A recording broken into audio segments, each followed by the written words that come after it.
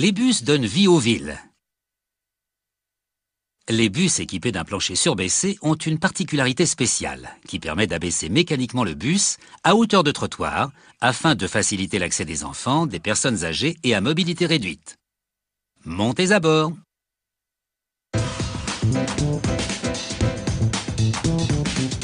Ce bus mesure 12,20 m de long et peut transporter plus de 80 passagers. Pour construire la structure interne de ce bus, on met des barres d'acier inoxydable dans une presse qui applique une pression de 80 à 100 tonnes et leur donne la forme voulue. On assemble les pièces de la structure sur un cadre support qu'on appelle bâti de montage. Un bras électronique vérifie la qualité du travail. Lorsque les structures du toit et des côtés ont été assemblées, on les réunit pour le soudage. Tout passe sur un bâti rotatif qui permet un accès facile à toutes les pièces du bus qui ont besoin d'être soudées.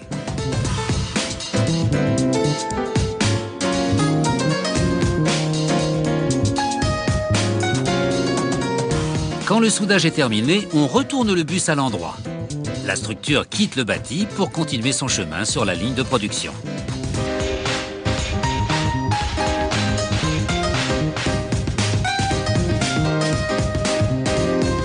Pendant ce temps, la structure en acier inoxydable pour le plancher du bus prend forme. Une fois terminée, elle est placée sur le bâti rotatif afin de pouvoir être soudée au reste de la structure. Cette usine utilise de l'acier inoxydable parce qu'il résiste bien à la corrosion. Les sociétés de transport doivent faire rouler leurs bus en continu pendant des années. Moins de rouille signifie moins de réparations coûteuses qui font perdre du temps.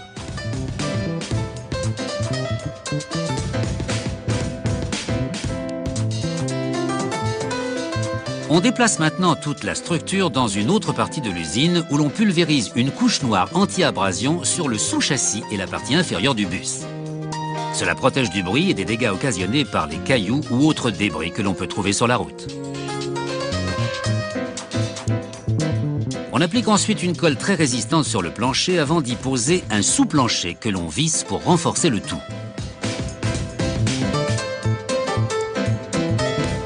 Le bus est alors retourné afin d'installer 4 réservoirs d'air comprimé sous le toit. 3 de ces réservoirs sont destinés au système de frein, le 4e pour les portes et autres mécanismes. Des panneaux en mélamine constituant le plafond cachent tout cela. Le radiateur du moteur est situé à l'arrière du bus.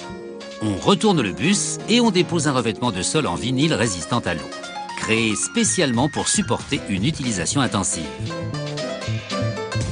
Les côtés et le toit sont recouverts de panneaux en fibre de verre. Pour éviter la corrosion, on utilise de la colle plutôt que des vis ou des rivets. Puis on fixe l'avant du bus en fibre de verre au reste. Le moteur diesel à faible émission du bus arrive à l'usine déjà assemblé.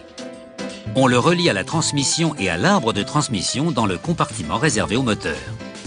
Les bus qui n'ont pas la climatisation comportent des fenêtres coulissantes qui peuvent s'ouvrir en grand. Dans les bus climatisés, seule la partie supérieure des fenêtres s'ouvre. Le rembourrage des sièges en fibre de verre moulé est un matériau qui ressemble au velours et qui est tissé sur une grosse toile puis collé sur une incrustation en fibre de verre. Ce système permet d'éviter que les vandales entaillent les sièges avec leurs couteaux. On installe ensuite le siège du conducteur, les roues et toutes les commandes, parmi lesquelles se trouve l'interrupteur qui active le plancher surbaissé. Ce bus comporte aussi une rampe pour les fauteuils roulants. Un système de sécurité bloque la pédale d'accélérateur et actionne le frein pour empêcher le bus de bouger lorsque la rampe ou le plancher surbaissé sont utilisés. Le bus terminé subit une demi-heure de test d'infiltration d'eau avec tous les systèmes en marche. Cela permet de vérifier qu'il n'y a pas de fuite.